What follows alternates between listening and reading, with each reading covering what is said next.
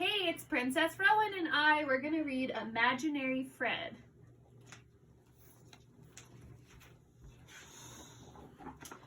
Headaches are a pain. A bee sting hurts even more. But there's one thing that's worse than getting stung on the head by a bee on a rainy day, and that is loneliness. Being alone is no fun.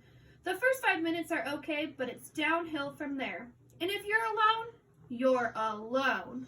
And it's not as if you can wish a friend to life. Usually that is true. You can wish and wish until your hair stands on end. But no imaginary friend will appear unless...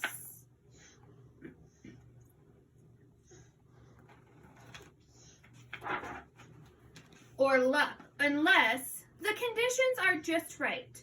And if you add a little electricity, or luck, or even magic, then an imaginary friend might appear just when you need one.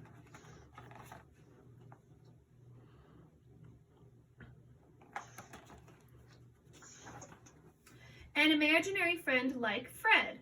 Fred floated like a feather in the wind until a lonely little child wished for him.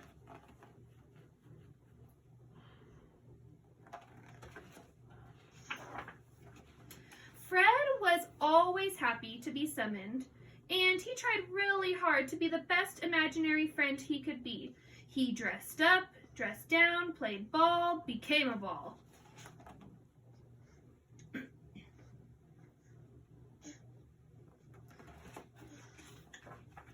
And he did whatever else his real friend wanted to do without once complaining.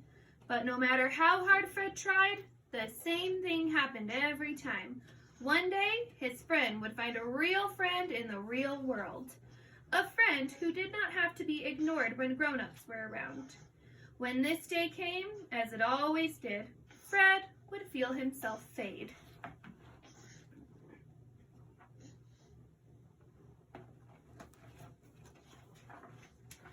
Usually by lunchtime on the second day, Fred would be mostly invisible, and by bedtime on the fourth day, there would barely be a scrape of Fred left. Just enough for the wind to catch and whisk him into the sky. Where Fred would stay until someone new wished for him.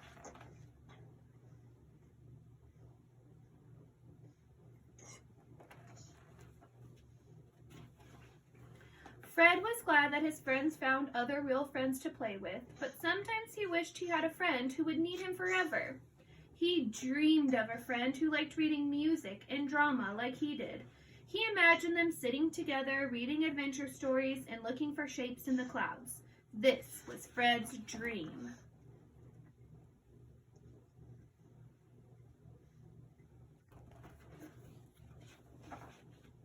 And one day, a lonely boy called Sam wished hard for a friend. When the conditions were perfect, Fred appeared and soon realized that Sam was the friend he had been dreaming of.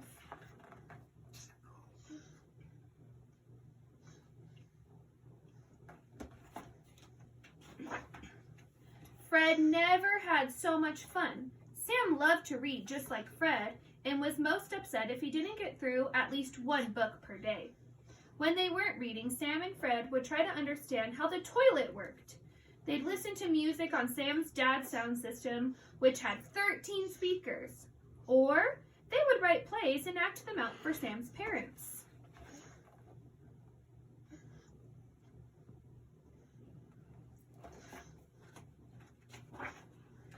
But even though every morning brought new delights, Fred couldn't help thinking that every evening brought them closer to the day when Sam wouldn't need him anymore, and that would be the saddest day of his imaginary life. So Fred decided that he would enjoy every single moment with Sam until that time came. The two friends pretended to be French and studied mime. They made Japanese masks, practiced their classical instruments, and planned their own comic book. They called themselves the Dramatic Duo.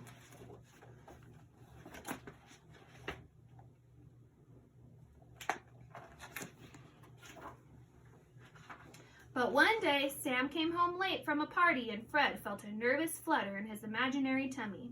Was this the beginning of the end? Was he headed back into the sky? Fred checked his arm and thought that maybe he had faded a little already. When Sam came home, he had an exciting look in his eyes. And a look Fred had seen before.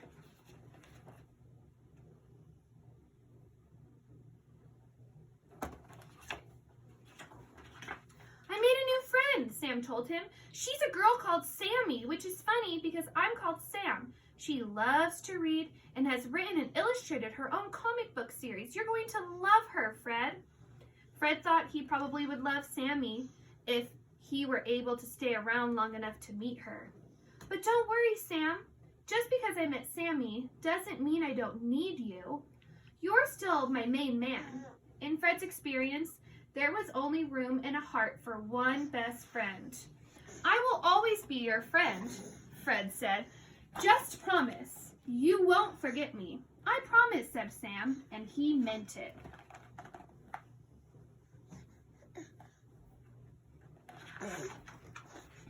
The next morning, Sam was gone when Fred woke up, and there was a note on his pillow. I am meeting Sammy to brainstorm our comic book. Back later, your pal, Sam. Comic book, thought Fred. That was our idea, me and Sam. Fred checked his arm again. Definitely fading this time. When Sam came home from several hours later, Fred called an emergency meeting of the dramatic duo. Okay, Sam, he said, I want to prepare you for what's coming. In a day or two, I will disappear. It's not your fault, it's just that now that you have a real friend, you don't need me anymore. The best thing you can do is let me go without making a scene.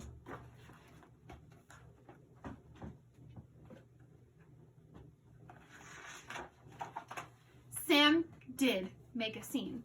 He swore he would never let Fred go, but the next day Sam left the house early again to meet with Sammy, and Fred was left behind.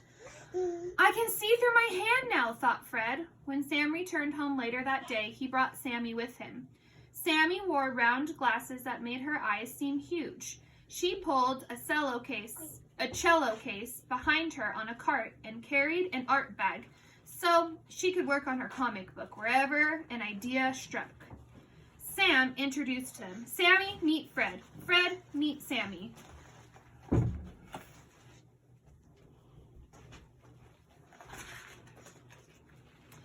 This is a waste of time, thought Fred. Only people with an imaginary friend can see an imaginary friend.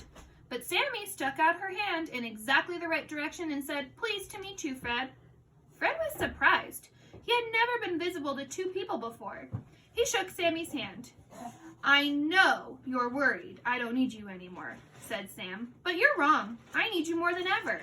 Why? Asked Fred. Why do you need me now? You've got Sammy. 2 reasons, said Sam.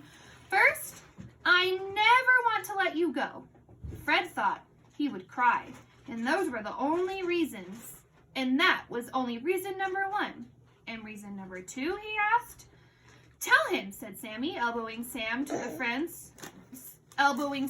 friends do. Okay, said Sam. Reason number 2 is that we need you to be in our quartet. Fred was confused. Quartet means 4, he said. There are only 3 of us. Aha, said Sam, like a great detective. That's where you're wrong.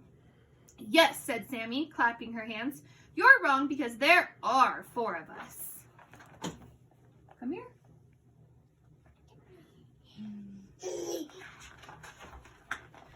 Sammy stepped to one side and Fred saw a small girl with a violin case and a smile that made him want to smile too. This is Frida, said Sammy. Hi, Fred, said Frida, waving her hand. Sam told us all about you. I hope we can be friends. Sammy has an imaginary friend, Fred realized, and as he waved back, he noticed that his hand seemed absolutely solid, not see-through at all. Frida set her violin case on the floor and opened it. We need to practice, she said, or we'll never get to the Carnage Hall. Sammy rolled her eyes. Frida is so strict, she said to Fred, but you'll get used to it in a couple of years.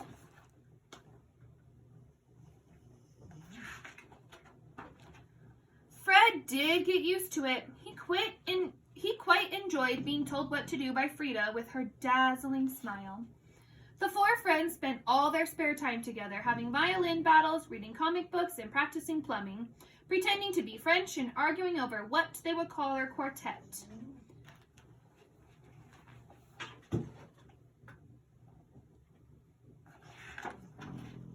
They eventually settled on the Quarreling Quartet, which they agreed was the perfect name.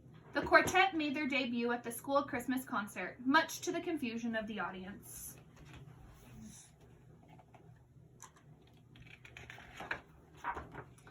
But then something interesting happened. The older they grew, the less time the four friends spent together.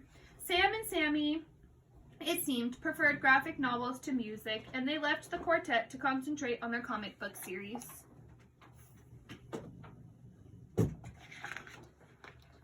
Carnage Hall was eventually played, not as a quartet, however, but as a duo. Again, much to the confusion of the audience.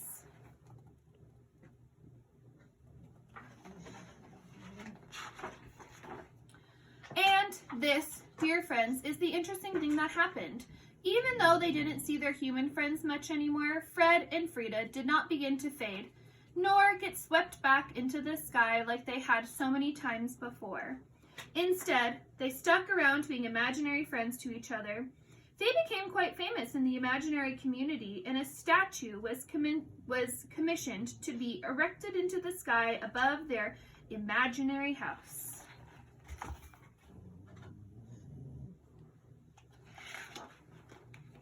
And this was the first case of its kind. Imaginary scientists spent years trying to figure out how it had happened. Eventually, they concluded that friendship is friendship, imaginary or not. The same laws apply.